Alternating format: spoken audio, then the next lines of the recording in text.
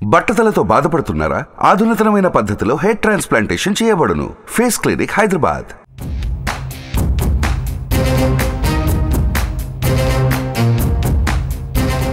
పిఠాపురంలో ఈసారి హోరాహోరీ పోటీ తప్పదా, లేదంటే వార్ వన్ సైడా? అటు వైసీపీ నుంచి వంగా గీత, ఇటు కూటమి తరపున జనసేనాని పవన్ కళ్యాణ్ బరిలోకి దిగారు. ఇద్దరూ కాపు సామాజిక వర్గం నేతలే కావడంతో ఈసారి కాపులు ఎటువైపు ఉంటారు, ఎవరికి మద్దతిస్తారు? పవన్ కళ్యాణ్ స్వయంగా పోటీకి దిగుతూ ఉండడంతో వైసీపీ ఎలాంటి గేమ్ ఇక్కడ మొదలు పెట్టబోతోంది? జనసేన ప్లాన్ ఏంటి?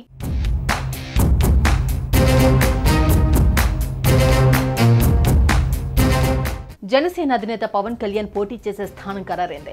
కాకినాడ జిల్లా పిఠాపురంలో పోటీ చేస్తున్నట్లు సేనాని ప్రకటించారు. దీంతో అందరి ఫోకస్ పిఠాపురంపైనే మళ్లింది. అటు పిఠాపురంలో ముద్రగడను బరిలోకి దింపాలని భావించిన చివరి నిమిషంలో వంగా గీతను పోటీ చేస్తోంది వైసీపీ. కూటమి అభ్యర్థిగా పవన్, వైసీపీ క్యాండిడేట్ గా వంగా గీతలు ఇద్దరూ కాపు నేతలే కావడంతో రాజకీయం మరింత రసవత్తరంగా మారింది. దీంతో కాపులు ఎవరి వైపు ఉంటారు అన్న చర్చ మొదలైంది. ఎన్నికలు ఎప్పుడు జరిగినా జనసేనకు విజయావకాశాలు ఉన్నాయని భావిస్తున్నారు. ముఖ్యంగా గోదావరి జిల్లాలో జనసేన బాగా పుంజుకోవడంతో పాటు 6% ఓటింగ్ను 12% పెంచుకుందని అంచనా వేస్తున్నారు.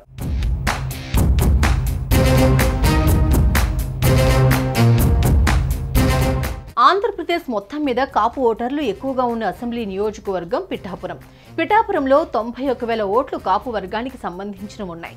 ఇతరుల ఓట్లు 2,28,206 వరకు ఉన్నాయి. అంటే 75% ఓటర్లు కాపు సామాజిక వర్గానికి చెందిన వారు ఉన్నారు. ఈ ఓట్లే నియోజకవర్గంలో పోటీ చేసే అభ్యర్థుల మీద తీవ్ర ప్రభావం చూపించబోతోంది. గత ఎన్నికల్లో కాపు ఓట్లతో గెలిచిన వైసీపీ ఈసారి కూడా ఆ సామాజిక వర్గం తమ వైపే ఉందని గట్టిగా నమ్ముతూ వంగా గీతను పోటీకి దింపారు.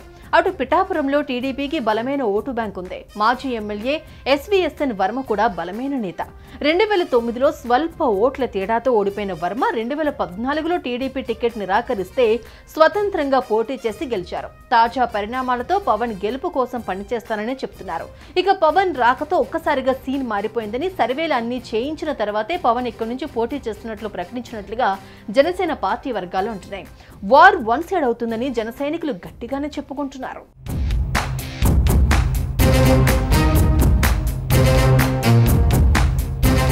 కాపు సామాజిక వర్గం అధికంగా ఉండే పిఠాపురం నియోజకవర్గానికి అధికార వైసీపీ, ప్రతిపక్ష టీడీపీ, జనసేన, బీజేపీ కూటమి ప్రతిష్టాత్మకంగా తీసుకున్నాయి. కాపుల ఇలాఖాలో విజయం సాధించి ఆ వర్గంలో తన బలం చెక్కుచెదరలేదని నిరూపించుకోవాలని వ్యూహం రచిస్తోంది వైసీపీ. దీనికి తగినట్టుగానే సిట్టింగ్ ఎమ్మెల్యే పెండెం దొరబాబును పక్కన పెట్టేసి కాకినాడ ఎంపీ వంగా గీతను బరిలోకి దింపింది. గతంలో పిఠాపురం నుంచి ఎమ్మెల్యేగా గెలిచిన గీతకు ఇక్కడ మంచి ఫాలోయింగ్ ఉండటంతో ఆమె విజయం నల్లేరుపై నడకగా భావిస్తోంది. అయితే సిట్టింగ్ ఎమ్మెల్యే దొరబాబు సహకారం లేకుండా గీత విజయం సాధించగలరా అన్న సందేహాలు వ్యక్తమవుతున్నాయి. ఏదైనా సరే కాపు సామాజిక వర్గం, అందున మహిళా నాయకురాలు కావడంతో విక్టరీ కొట్టడం ఈజీ అని ధీమా ప్రదర్శిస్తోంది వైసీపీ.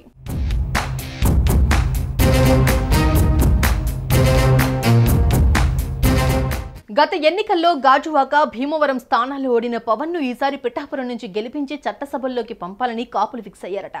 మరోవైపు రాజకీయ విశ్లేషకులు సైతం పవన్ గెలుపు నల్లేరుపై నడకేనని చెబుతూ ఉండడంతో సీన్ మొత్తం మారిపోయిందంటున్నారు. అటు వైసీపీ కూడా తమ వ్యూహాలకు పదును పెడుతోంది. కాపు ఓట్లని నమ్ముకుంది. మొత్తంగా సర్వేలే నిజమవుతాయా, లేకంటే ఊహించిన రీతిలో ఫలితాలు ఉంటాయా అన్నది తెలియాలి అంటే జూన్ 4 వరకు వేచి చూడాల్సిందే మరి.